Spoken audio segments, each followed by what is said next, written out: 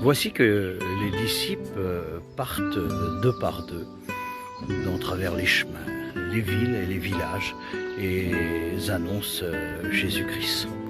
On s'aperçoit quand on traverse cette évangélisation, un grand nombre donnent leur vie à Jésus.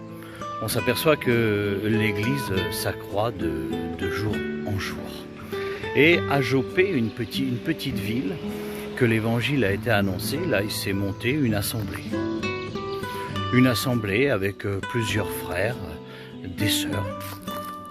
Et parmi ces sœurs, il y en a une qui s'appelle Tabitha. C'est vrai que Tabitha, c'est celle-ci qui est estimée par tout le monde. C'est la femme qui est pieuse. C'est la femme qui est la première à rendre service. C'est celle-ci qui est toujours là quand quelqu'un a besoin d'elle. Et voici que cette femme tombe malade. Alors Tabitha, on essaye de la soigner avec les remèdes de l'époque. Et on s'aperçoit que rien ne fait, parce que plus les jours passent, plus la maladie s'aggrave. Et on ne sait plus vraiment quoi faire. Et au bout de quelques temps, malheureusement, Tabitha, elle meurt. Et c'est vrai que quand elle meurt, c'est un choc pour tous les frères et sœurs, parce que c'est la personne qui est aimée, qu'elle a sa place dans l'assemblée, et puis tout le monde est bouleversé. On s'aperçoit que les sœurs pleurent, les sœurs sont bouleversées de la perte de Tabitha. Mais ils savent que Pierre, ils ont eu les témoignages que Pierre passait dans les villes et les villages. Pierre, on lui présentait les malades, et au nom de Jésus, les guérissait. Pierre passait devant les malades. L'ombre de Pierre guérissait les malades. Et ils ont dit, plus que Jésus se sert de l'intervention de Pierre, est-ce que Pierre ne pourrait pas redonner la vie à Tabitha? Alors là, ils savaient que l'apôtre Pierre visitait dans le district, il visitait les églises, les saints, pour les encourager, pour les exhorter.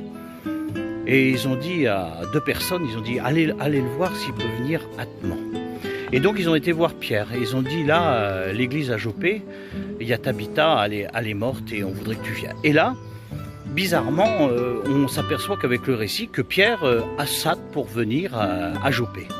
Et quand il arrive, ils amènent Pierre dans la chambre haute. Parce que là, il y a des femmes qui pleurent et qui se lamentent. Parce que Tabitha, ils l'ont préparée, ils l'ont lavée, ils l'ont mis sur un lit. Et là, ils sont en train d'expliquer à Pierre tous les oracles que Tabitha avait fait, toutes les bonnes choses. Et il a dit, est-ce que vous pouvez sortir? Et il fait sortir les saints de la pièce. Et là, il se met devant le lit de cette femme qui est morte, et là, il se met à genoux. Et là, il demande l'intervention de Jésus-Christ. Quand il a fini de demander l'intervention de Jésus-Christ, il se lève. Il regarde la personne qui est sur le lit et il dit « Tabitha, lève-toi ». Et à ce moment-là, le récit nous dit que Tabitha ouvre les yeux. Et quand elle ouvre les yeux, elle s'aperçoit qu'il y a l'apôtre Pierre devant elle. Pierre lui donne la main. Et quand il lui donne la main, elle se lève. Et là, il fait rentrer tous les saints. Et là, nous voyons l'intervention de Jésus-Christ qui a redonné la vie à travers l'apôtre Pierre. Et en travers cette résurrection, je peux dire que cette femme qui était morte, qui est revenue à la vie, une grande partie des gens de Jopé ont écouté l'évangile, sont donnés à Dieu. Récit encore de guérison, récit de miracles. Quelle grandeur et quelle bonté d'appartenir au Seigneur. Si tu veux lire ce récit, c'est dans Acte 9.